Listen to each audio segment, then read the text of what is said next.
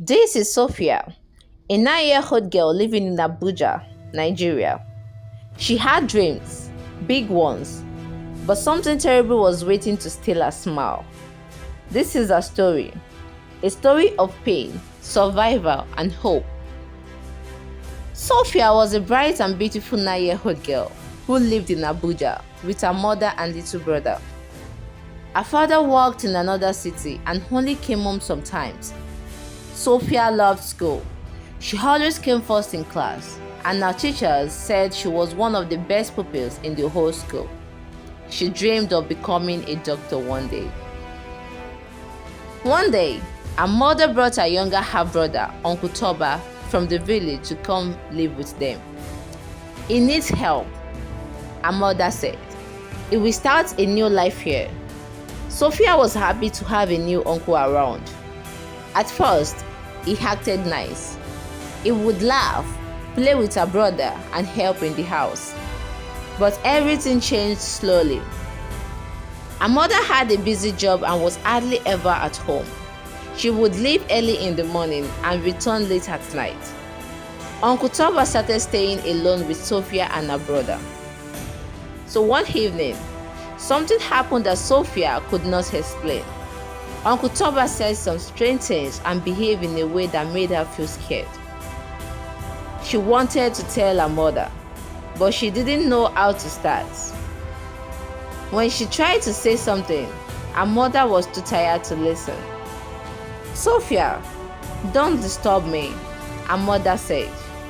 "I had a long day." After that, Sophia started keeping quiet. Sophia began to feel different. The house no longer felt safe. Every day, when her mother left for work, she felt her heart beat fast. Uncle Toba would ask her to come into his room. Sometimes he would lock the door. He would speak in a soft voice, but what he did made her feel small and afraid. He always warned her, "Don't tell anyone, because if you do, something bad will happen to you." Sophia believed him. She was only 9 and did not understand what was happening. She stopped smiling at school. A teacher noticed that her eyes always looked sad, but when they asked if she was okay, she just nodded. She did not want to get into trouble. She started coming last in class. Homework became hard. Her drawings were no longer colorful. Her best friend, Mona, asked her why she cried during lunch. But Sophia said, "I'm fine." At home, she avoided everyone. She hardly spoke to her mother. She never looked at Uncle Toba, but the pain stayed. She started having bad dreams at night. Some nights, she would wake up shaking, but still, she could not speak. The fear was too heavy. Time passed. Sophia entered primary 5. A classmate who once admired her now teased her. "Why are you always looking lost?" one boy asked. Even the teacher started giving up on her. "Sophia used to be smart," one said. Who knows what happened to her? Her mother didn't notice the change because she was always busy. "I'm doing everything for you children," she would say. "Be grateful." Sophia wanted to scream, "I'm not okay," but the word never came out. At night, Uncle Toba still acted the same. He would speak sweetly, but his actions were cruel. He had become bold, even careless. Once, he almost got caught when Sophia's little brother opened the door too early, but he laughed it off and acted innocent. Sophia started hiding in the toilet when she got home from school. Sometimes, she would stay there for hours. Her school bag untouched, her uniform dirty. Her life was changing fast, and not in a good way. She began to feel like a ghost in her own home. One Sunday, at church, the pastor said, Some children are carrying heavy pain in silence. But God sees you. Sophia looked up. Could God really see her? In junior secondary school, things got worse. Sophia was now in JSS1. A new school, new teachers, and new students. But the same pain inside. She tried to start afresh, to forget everything, but it wasn't easy. She still went home to the same house. Her mother still didn't see her pain. Uncle Toba still lived there. Sophia became silent like a shadow. Her school books were full of empty pages. She would stare at them for hours, but her mind was far away. For one teacher, Miss Rabi noticed. She was kind and always asked, "Sophia, do you want to talk?" But Sophia would just smile and say, "No, ma." She couldn't speak. The fear was too strong. She remembered his voice. "You talk, you will die." She believed him. At home, her body changed. She grew taller. Her voice changed. She started to feel ashamed. She avoided the mirror. She felt ugly and broken. Her classmates talked about dreams and futures, but Sophia stayed quiet. She felt like her dreams had been stolen. So one night, she wrote in her notebook, "God, if you are real, please help me." That night, she slept deeply for the first time in a long time. Sophia reached JSS3. Her school wanted her to register for WAEC early because she was once very bright. But now, the principal wasn't sure. "Sophia is not ready," she said. Her mind is somewhere else. Sophia heard this word and felt a deep sadness. She knew she had lost herself. Her teachers thought she was lazy. Her friends thought she was weird. Even her younger brother now avoided her. Nobody knew the battle she was fighting inside. Uncle Toba was still in the house. He acted like nothing happened. He even prayed with them in the morning. It made Sophia angry. How can he pray? She thought. Doesn't God see? One evening, she sat under the mango tree behind the house. It was quiet. She looked up at the star and whispered, "Please, God, do something." Her heart felt heavy, but that night, something changed. Her mother got a call. Uncle Toba had stolen from someone in the neighborhood. He was arrested. People came to the house and said, "We always knew he was not a good person." Sophia didn't say anything, but inside, she felt a light. Maybe, just maybe, God had heard her.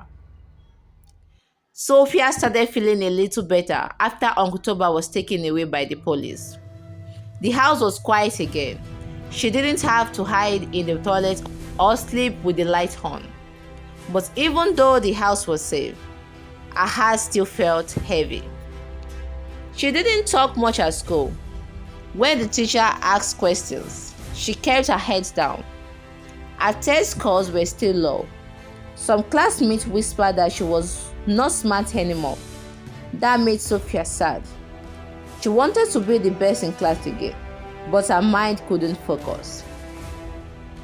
One day after school, her teacher, Miss Rabi, called her. "Sophia, are you okay?" she asked softly. Sophia didn't answer. She just looked down. Miss Rabi gave her a small notebook and said, "Sometimes writing can help. You can write anything you feel." That night, Sophia opened the notebook. She picked up a pencil and slowly began to write. "I am not okay, but I want to be okay." Tears fell down her cheeks, but she kept writing. She didn't show anyone the notebook, but it became a secret friend. Little by little, her heart started to feel lighter. It wasn't perfect, but it was a beginning, and beginnings are powerful. The next morning, Sophia carried the small notebook in her school bag. She didn't plan to show anyone, but having it close made her feel strong. At school, she sat quietly as usual, but when the teacher asked a question, she raised her hand slowly. Everyone looked at her. Sophia's heart beat fast. Her voice shook as she answered. It was the right answer. Miss Rabi smiled. Well done, Sophia. Sophia smiled too, a small one, but it was real. Later during break time, a girl named Mimi walked over. You were always smart, Mimi said. Why did you stop talking before? Sophia didn't know what to say. She looked at the ground. You can sit with me if you want, Mimi added. Then Sophia nodded. At home, Mama was different too. She no longer shouted as much. She started asking how Sophia was doing at school. One evening, Mama said, I'm sorry I didn't notice something was wrong before. Sophia wanted to cry, but she held it in. She just hugged her mother tightly. She still had nightmares sometimes, and she still felt scared inside. But now, she was not walking through it alone, and that made all the difference. Sophia began to walk with her head a little higher. She started answering more questions in class, and even helped Mimi with a drawing during her class. Miss Rabi saw the change and wrote a kind note in Sophia's report book. Sophia is finding her life again. But healing wasn't a straight path. So one day, during break, a boy made a joke about bad uncles. Sophia froze. Her smile disappeared. The notebook in her bag felt heavier. Her hands trembled, and tears filled her heart. But she didn't cry in front of them. She ran to the toilet and locked the door. Inside, she took out her notebook and wrote, Why did this happen to me? I was just a child. When she got home, Mama saw that something was wrong. Sophia, talk to me, Mama said gently. Sophia looked into her mother's eyes and whispered, Mom, I'm trying. Mama hugged her and said, And I say you're trying, my love. You're doing so well. That night, Mama prayed beside Sophia's bed. For the first time, Sophia joined the prayer. She said, God, help me sleep well. Help me not to be afraid anymore. She slept better that night. Sophia was now in SS3, her final year in secondary school. The school hall was full of talks about WAEC exams, university dreams, and farewells. Some students were excited, some were nervous. Sophia felt both, but fear was stronger in her heart. She tried her best to study, even though her mind still wandered to dark places. Sometimes, when she looked at her books, the words floated like water. But she never stopped trying. She had come a long way, and she didn't want to fail now. Mama saw her reading late into the night and said, Don't kill yourself with books, just do your best. She gave Sophia a hot cup of tea and kissed her forehead. That night, Sophia had a nightmare. Uncle Toba was chasing her again. She woke up with tears on her pillow. Mama came into the room and sat with her. Pray, Mama said. Talk to God. He hears. Sophia whispered a prayer. God, I want to pass. I want to move on. Please help me. The next day at school, she opened her question paper with shaking hands. But she took a deep breath and whispered again, "I can do this." And then she began. Sophia's final exam were over. The old school was filled with joy. Students danced, sang, and threw water at each other. Some wore white shirts and wrote names on friends with markers. But Sophia stood quietly by the wall, watching. Mimi came and hugged her. "We did it," she said, smiling wild. Sophia smiled back, but it was a quiet smile. Deep inside, she didn't feel free. She was glad the exams were over, but she still felt a hole in her heart. At home, Mama prepared jollof rice and chicken to celebrate. "I'm proud of you," she said. "No matter what happens, you are a strong girl." Sophia nodded. That night, she opened her notebook again and wrote, "I finished SS3. I'm not the same little girl anymore. I've been through fire, but I'm still standing." Weeks later, the results came out. Sophia passed. She didn't get all A's, but she got enough to apply to university. Mama danced in the living room when she saw the paper. "You're going to the university," she shouted with joy. Sophia smiled again, not because of her result, but because something inside her had started to change. A tiny light was growing, and she was learning to walk in it. Sophia got admission into a university in Abuja. It wasn't too far from home, so Mama was happy. "At least I can see you often," she said, hugging her tight. On the first day at this hostel, Sophia looked around the big compound filled with new faces. Everyone seemed excited. Girls laughed in groups. Boys carried big bags and waved at friends.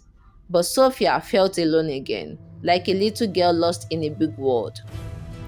Her roommate, Ada, was loud and friendly. "Hi, I'm Ada. What's your name?" she asked with a bright smile.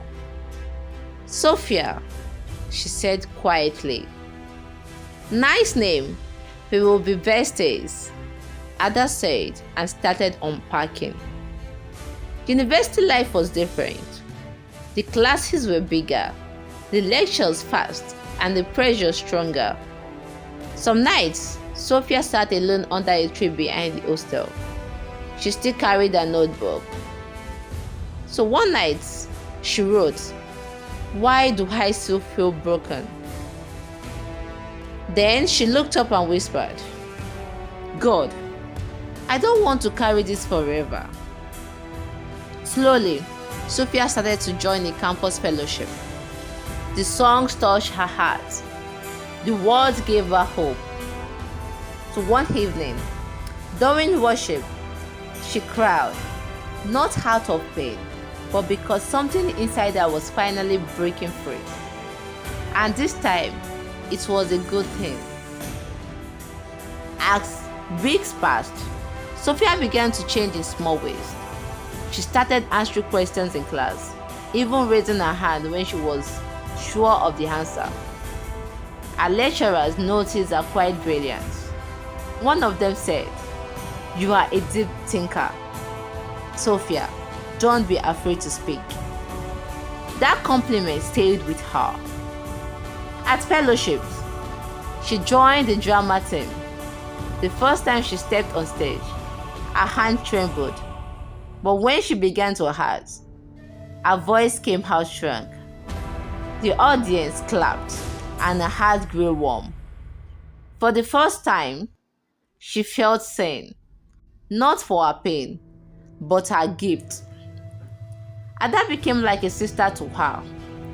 So one night, as they lay on their bunk beds, Ada asked, "Sophia, why are you always so quiet sometimes?" Sophia hesitated. Then she whispered, "I've been through something very hard." Ada didn't ask more. She just said, "Whatever it is, I'm here and you are safe. Sophia turned her face to the wall, her eyes wet with tears. It was the first time she said those words out loud, and the first time she felt no shame. That night, she wrote in her notebook, I'm healing, slowly, but I am. And indeed, she was. One afternoon, as Sophia walked to her department, she suddenly saw a man selling phone accessories near the school gate.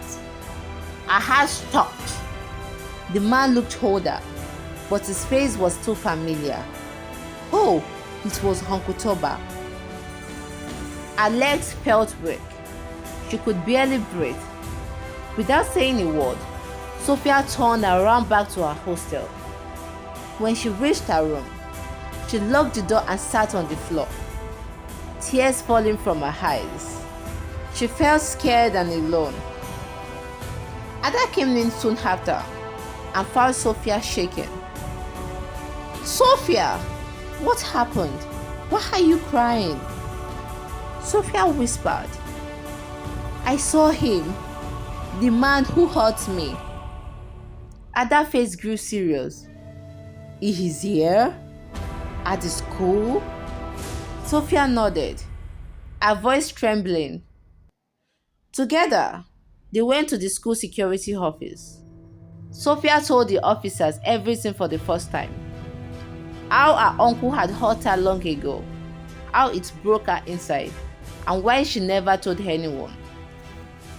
The officers acted quickly. They found the man and arrested him that same day. That evening, Sophia called her mother. She was nervous but knew it was time to speak.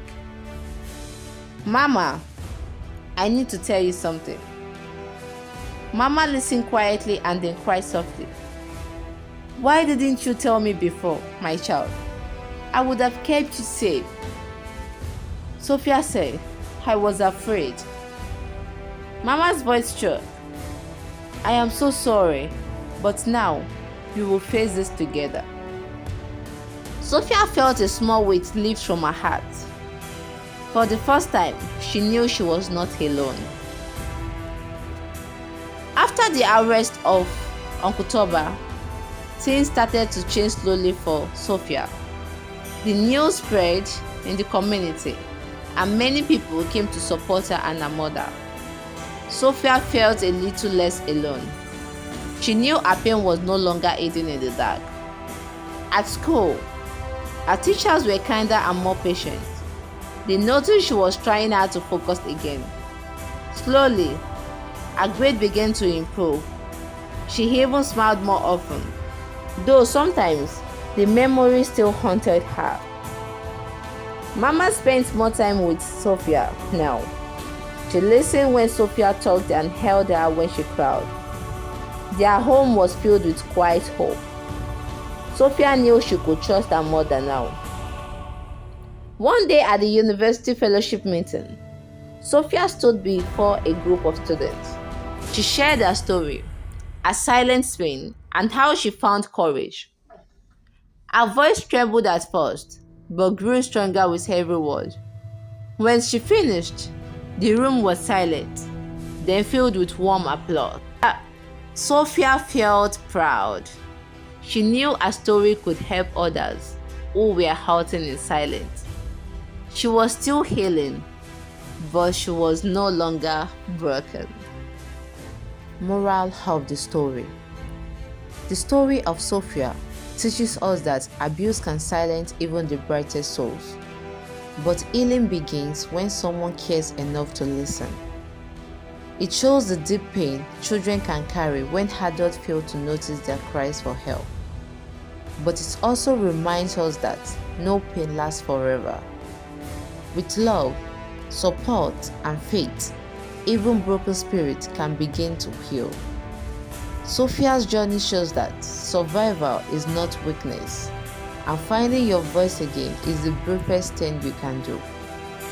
Also, it is a call to parents, teachers, and communities to pay attention, believe children, and protect them. And to every child suffering in silence, you are not alone, and your healing matters. Thank you so much for watching this video. Your time, your support, and your presence mean a lot to me. If this story touched your heart or opened your eyes, please don't forget to like, comment, and share it with someone who might need it. And if you haven't subscribed yet, please join this growing family so we can keep telling stories that matter. You are the reason I keep creating. I appreciate you deeply. Thank you all. Bye.